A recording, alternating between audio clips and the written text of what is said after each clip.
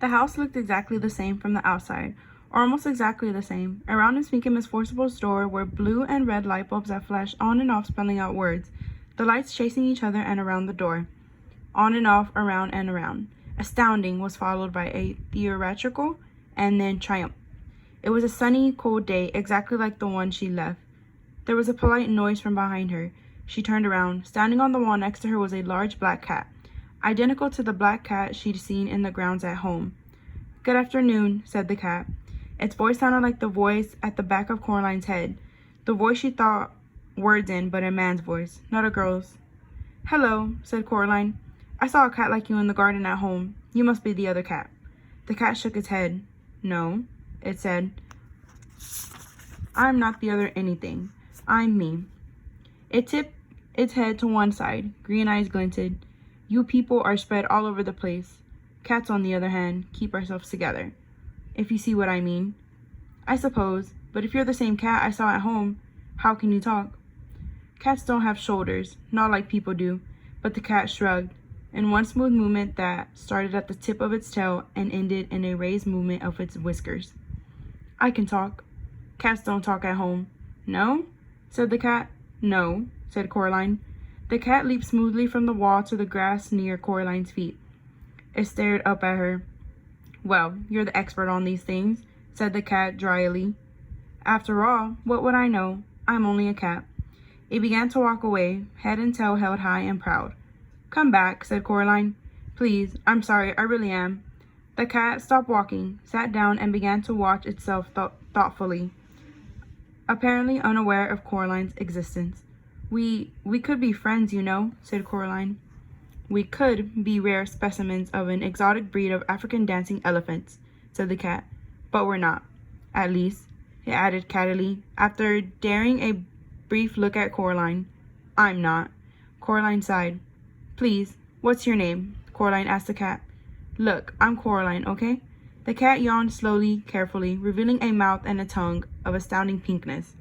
"Cats don't have names," it said. "No?" said Coraline. "No," said the cat. "Now, you people have names.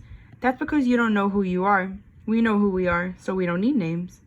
There was something irritatingly self-centered about the cat, Coraline decided, as if it were, in its opinion, the only thing in the world, in any world or place that could possibly be of any importance. Half of her wanted to be very rude to it. The other half wanted her to be polite and deferential. The polite half won. "Please, what is this place?" The cat glanced around briefly. "It's here," said the cat. "I can see that. Well, how did you get here?" "Like you did. I walked," said the cat.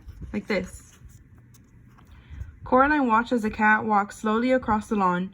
It walked behind a tree, but didn't come out the other side. Coraline went over to the tree and looked behind it. The cat was gone. She walked back toward the house. There was another polite noise from behind her. It was the cat. "By the by," it said, "it was sensible of you to bring protection. I'd hang on to it if I were you." "Protection?" "That's what I said," said the cat. "And anyway." It paused and stared intently at something that wasn't there. Then it went down into a low crouch and moved slowly forward, 2 or 3 steps. It seemed to be stalking an invisible mouse. Abruptly, it turned tail and dashed for the woods. It vanished among the trees. Coraline wondered what the cat had meant. She also wondered whether cats could all talk where she came from and just chose not to, or whether they could only talk when they were here, wherever here was. She walked down the brick steps to Mrs. Spink and Miss Forcible's front door. The blue and red lights flashed on and off. The door was open, just slightly. She knocked on it, but her first knock made the door swing open and Coraline went in. She was in a dark room that smelled of dust and velvet. The door swung shut behind her and the room was black. Coraline edged forward into a small anteroom. Her face brushed against something soft. It was cloth. She reached up her hand and pushed at the cloth. It parted. She stood blinking on the other side of the velvet curtains, in a poorly lit theater. Far away at the edge of the room was a high wooden stage, empty and bare, a dim spotlight shining onto it from high above. There were seats between Coraline and the stage, rows and rows of seats. She heard a shuffling noise, and a light came toward her, swinging from side to side. When it was closer, she saw the light was coming from a flashlight being carried in the mouth of a large black Scotty dog. its muzzle gray with age. "Hello?" said Coraline. The dog put the flashlight down on the floor and looked up at her. "Right. Let's see your ticket," he said gruffly. "Ticket? That's what I said. Ticket. I haven't got all day, you know. You can't watch a show without a ticket." Coraline sighed. "I don't have a ticket," she admitted. "Another one," said the dog gloomily. "Come in here." Bold as anything. "Where's your ticket?" "Haven't got one?" "I don't know." It shook its head, then shrugged. "Come on, then." He picked up the flashlight in his mouth and trotted into the dark. Coraline followed him. When he got near the front of the stage, he stopped and shone the flashlight onto an empty seat. Coraline sat down, and the dog wandered off. As her eyes got used to the darkness, she realized that the other inhabitants of the seat were also dogs. There was a sudden hissing noise from behind the stage. Coraline decided it was the sound of a scratchy old record being put onto a record player. The hissing became the noise of trumpets, and Miss Spink and Miss Forcible came onto the stage. Miss Spink was riding a one-wheeled bicycle and juggling balls. Miss Forcible skipped behind her, holding a basket of flowers. She scattered the flower petals across the stage as she went. They reached the front of the stage, and Miss Spink leaped nimbly off the unicycle, and the two old women bowed low. All the dogs thumped their tails and barked enthusiastically. Coraline clapped politely. Then they unbuttoned their fluffy round coats and opened them. But their coats weren't all that open. Their faces opened too, like empty shells, and out of the old, empty, fluffy, round bodies stepped two young women. They were thin and pale and quite pretty, and had black button eyes. The new Miss Spink was wearing green tights and high brown boots that went most of the way up her legs. The new Miss Forcible wore a white dress and had flowers in her long yellow hair. Coraline pressed back against her seat. Miss Spink went off the stage, and the noise of trumpets squealed as the gramophone needle dug its way across the record and was pulled off. "This is my favorite bit," whispered the little dog in the seat next to her. The other Miss Forcible picked a knife out of a box on the corner of the stage. "Is this a dagger that I see before me?" she asked. "Yes," shouted all the little dogs. "It is." Miss Forcible curtsied, and all the dogs applauded again. Coraline didn't bother clapping this time. Miss Spink came back on. She slapped her thigh, and all the little dogs woofed. "And now," Miss Spink said, "Miriam and I proudly present a new and exciting addendum to our theatrical exposition. Do I see a volunteer?" The little dog next to Coraline nudged her with its front paw. "That's you," it hissed. Coraline stood up and walked up the wooden steps to the stage. "Can I have a big round of applause for the young volunteer?" asked Miss Spink. The dogs woofed and squealed and thumped their tails on the velvet seats. "Now, Coraline," said Miss Spink, "what's your name?" "Coraline," said Coraline. "And we don't know each other, do we?" Coraline looked at the thin young woman with black button eyes and shook her head slowly. "Now," said the other Miss Spink, "stand over here." She led Coraline over to a board by the side of the stage and put a balloon on top of Coraline's head. Miss Spink walked over to Miss Forcible. She blindfolded Miss Forcible's button eyes with a black scarf and put the knife into her hands. Then she turned her around 3 or 4 times and pointed her at Coraline. Coraline held her breath, squeezed her fingers into 2 tight fists. Miss Forcible threw the knife at the balloon. It popped loudly, and the knife stuck into the board just above Coraline's head and twanged there. Coraline breathed out. The dogs went wild. Miss Spink gave Coraline a very small box of chocolates and thanked her for being such a good sport. Coraline went back to her seat. "You were very good," said the little dog. "Thank you," said Coraline. Miss Forcible and Miss Spink began juggling with huge wooden clubs. Coraline opened the box of chocolates. The dog looked at them longingly. "Would you like one?" she asked the little dog. "Yes, please," whispered the dog. "Only not toffee ones. They make me drool." "I thought chocolates weren't very good for dogs," she said, remembering something Miss Forcible had once told her. "Maybe where you come from," whispered the little dog. "Here, it's all we eat." Coraline couldn't see what the chocolates were in the dark. She took an experimental bite of one which turned out to be coconut. Coraline didn't like coconut. She gave it to the dog. "Thank you," said the dog. "You're welcome," said Coraline. Miss Forcible and Miss Spink were doing some acting. Miss Forcible was sitting on a stepladder, and Miss Pink was standing at the bottom. "What's in a name?" asked Miss Forcible. "That which we call a rose by another name would smell as sweet."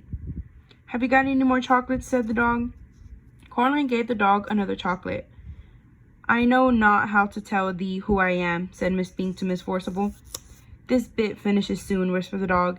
"Then they start folk dancing." "How long does this go on for?" asked Coraline. "The theater." "All the time," said the dog. "Forever and always."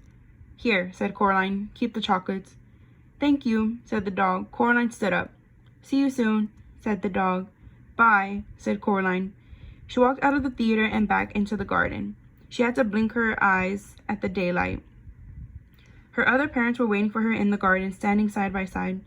They were smiling. "Did you have a nice time?" asked her other mother. "It was interesting," said Coraline. The three of them walked back up to Coraline's other house together. Coraline's other mother stroked Coraline's hair with her long white fingers. Coraline shook her head. "Don't do that," said Coraline. Her other mother took her hand away. "So," said her other father, "do you like it here?" "I suppose," said Coraline. "It's much more interesting than at home." They went inside. "I'm glad you like it," said Coraline's mother, "because we like to think that this is your home. You can stay here forever and always if you want to." Said Coraline. She put her hands in her pockets and thought about it. Her hand touched the stone that the real Mrs. Pink and Miss Forcible had given her the day before, the stone with the hole in it. "If you want to stay," said her other father, "there's only one little thing we'll have to do so you can stay here forever and always." They went into the kitchen. On a china plate on the kitchen table was a spool of black cotton and a long silver needle, and beside them 2 large black buttons. "I don't think so," said Coraline. "Oh, but we want you to," said her other mother. "We want you to stay, and it's just a little thing." "It won't hurt," said her other father. Coraline knew that when grown-ups told you something wouldn't hurt, it almost always did. She shook her head. Her other mother smiled brightly, and the hair on her head drifted like plants under the sea. "We only want what's best for you," she said. She put her hand on Coraline's shoulder. Coraline backed away. "I'm going now," said Coraline. She put her hands in her pockets. Her fingers closed around the stone with the hole in it. Her other mother's hand scuttled off Coraline's shoulder like a frightened spider. "If that's what you want," she said. "Yes," said Coraline. "We'll see you soon, though," said her other father. "When you come back." Said Coraline. "And then we'll all be together as one big family." "One big, happy family," said her other mother, "forever and always." Coraline backed away. She turned and hurried into the drawing room and pulled open the door in the corner. There was no brick wall there now, just darkness, a night-black, underground darkness that seemed as if things in it might be moving. Coraline hesitated. She turned back. Her other mother and her other father were walking toward her, holding hands. They were looking at her with their black button eyes, or at least she thought they were looking at her. She couldn't be sure. Her other mother reached out her free hand and beckoned gently with one white finger, her pale lips mouth. "Come back soon," although she said nothing aloud. Coraline took a deep breath and stepped into the darkness where strange voices whispered and distant winds howled. She became certain that there was something in the dark behind her, something very old and very slow. Her heart beat so hard and so loudly she was scared it would burst out of her chest. She closed her eyes against the dark. Eventually, she bumped into something and opened her eyes, startled. She had bumped into an armchair in her drawing room. The open doorway behind her was blocked by rough red bricks. She was home.